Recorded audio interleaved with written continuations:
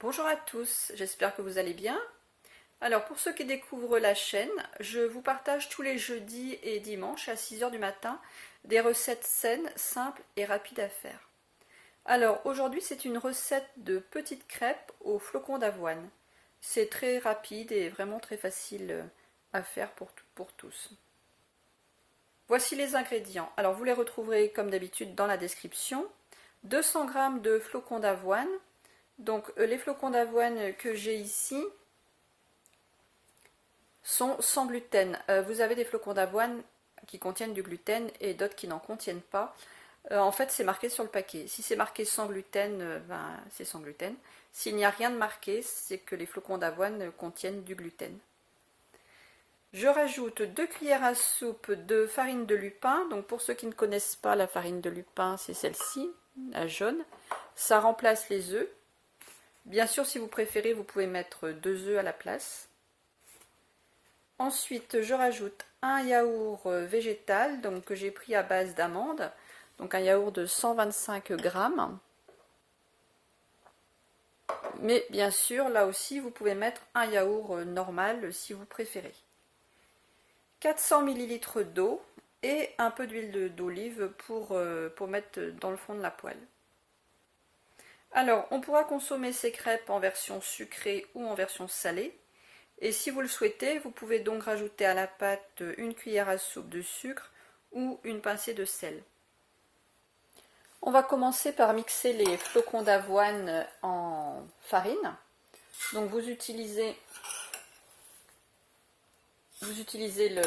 les appareils que vous avez, le robot que vous avez. Bon, je vais mettre ça encore une fois dans le blender parce que je trouve que c'est encore une fois le plus pratique.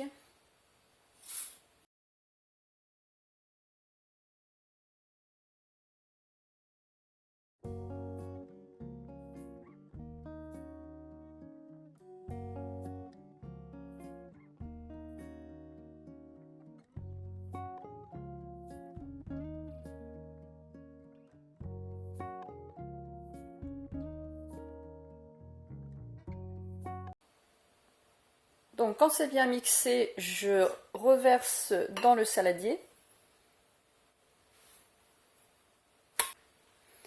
Il faut bien enlever tout ce qu'il y a dans le fond comme farine parce qu'autrement tout à l'heure ça va pas se mélanger. Donc s'il faut, on prend une grande cuillère pour enlever tout ce qu'il y a dans le fond. Donc j'utilise une cuillère comme ça, une grande cuillère, et avec le manche, je viens récupérer, je suis devant la caméra, oui c'est bon, je viens récupérer tout ce qu'il y a dans le fond. Autrement ça va pas se mixer ça tout à l'heure. Voilà. Donc là on obtient une farine assez fine.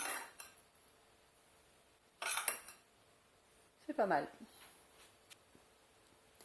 Donc j'ai revidé la farine dans un récipient parce que on commence toujours par mettre l'eau dans le fond, autrement ça va attacher.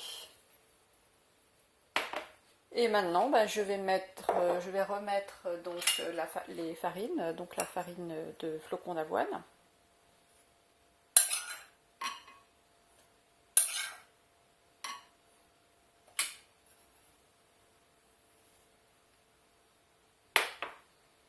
Je rajoute la farine de lupin.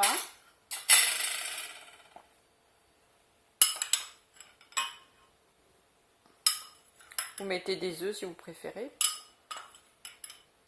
Ça dépend aussi de vos intolérances ou allergies éventuelles. Et je rajoute le yaourt.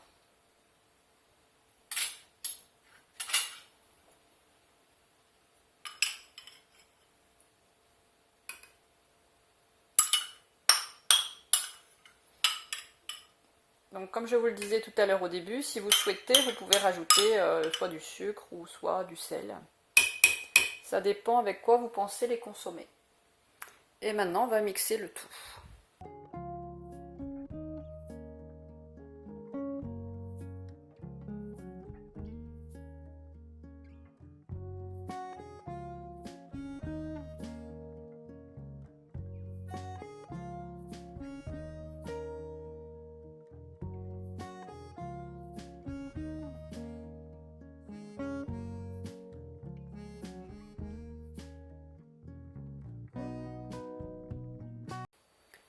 La pâte est déjà prête, je la reverse dans un saladier pour pouvoir faire les crêpes.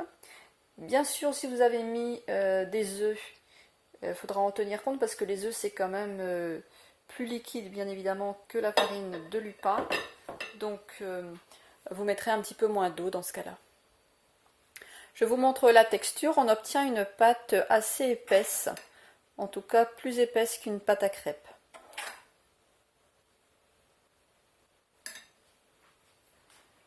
J'ai mis un petit peu d'huile d'olive dans le fond de la poêle pour pas que ça attache et je suis en train de la faire chauffer. Voilà, de manière à ce que quand je vais mettre la pâte, la poêle soit chaude pour pas que ça attache. Je fais des crêpes qui sont assez épaisses et petites, donc c'est pour ça que je prends une petite poêle, car autrement ça se casse et on n'arrive pas à les retourner. Ce n'est pas la même texture qu'une pâte à crêpes.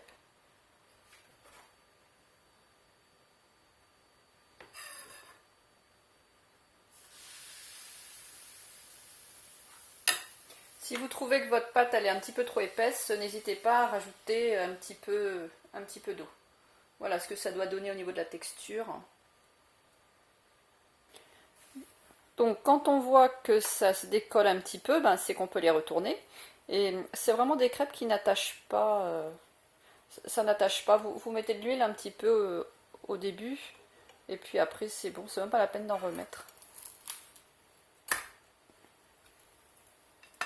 Voilà ce que ça donne. Donc je vais laisser cuire l'autre côté. Et puis je vais faire toutes les crêpes. Quand c'est cuit, je dépose les crêpes sur une assiette.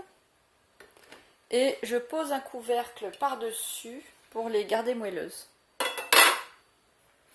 Voilà, j'ai terminé les crêpes. Alors le fait de mettre un couvercle comme ça permet de les garder très moelleuses. Donc, pour vous donner une idée, là j'en ai 8. Et donc vous voyez, ce sont des crêpes épaisses, mais vraiment très très moelleuses. Enfin, moelleuses si vous gardez, vous voyez, on peut les rouler. Hop. Vous voyez, c'est vraiment très moelleux. Mettre le couvercle pour que ça reste moelleux. Vous pouvez les consommer donc soit nature ou sucrés avec par exemple du miel, une purée de fruits, de la confiture, du sirop d'érable, une pâte à tartiner. La semaine dernière justement j'avais fait une recette de confiture. Comment faire de la confiture avec peu de sucre. Je pourrais vous remettre à la fin à suivre et je pourrais vous remettre aussi dans la description le lien. Vous pouvez aussi les consommer donc salés comme des crêpes avec différentes sauces, différentes préparations comme vous avez l'habitude. Et vous pouvez les consommer que ce soit le matin au petit déjeuner avec des fruits par exemple, ou le midi, ou le soir, selon les garnitures que vous mettrez. Si vous pensez que la recette peut intéresser quelqu'un, n'hésitez pas à la partager. On se retrouvera dimanche prochain avec une recette de pain traditionnel polynésien. Vous verrez, c'est vraiment une recette qui est super bonne. Je vous remercie beaucoup pour vos likes et vos commentaires.